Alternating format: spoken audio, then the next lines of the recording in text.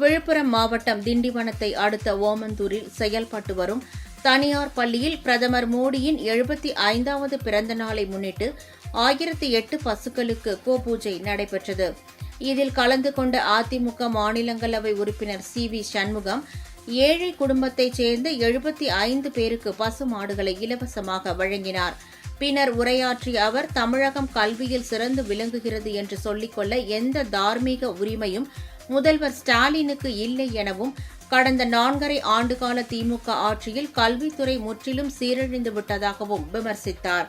திமுக ஆட்சியில் அரசு பள்ளிகளில் மாணவர் சேர்க்கை குறைந்துவிட்டதாகவும், மாணவர்கள் தனியார் பள்ளியை நாடும் நிலைதான் உள்ளது எனவும் அவர் குறிப்பிட்டார்.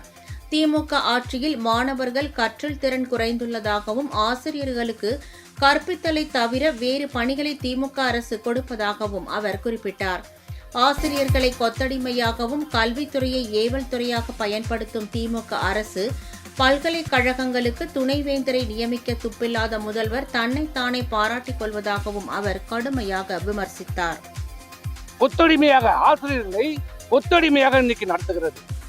ஏவல் துறையாக தன் ஆசிரியர்களை தன்னுடைய பணிக்கு, தன் அரசியல் பணிக்காக ஏவல் துறையாக இன்றைக்கு அரசு இயந்திரத்தையும் ஆசிரியர்களையும் பயன்படுத்தி ஆசிரியர்களை மிக பெரிய மன உளைச்சலுக்கு இன்னைக்கு ஆக்கியிருக்கிறது அரசு.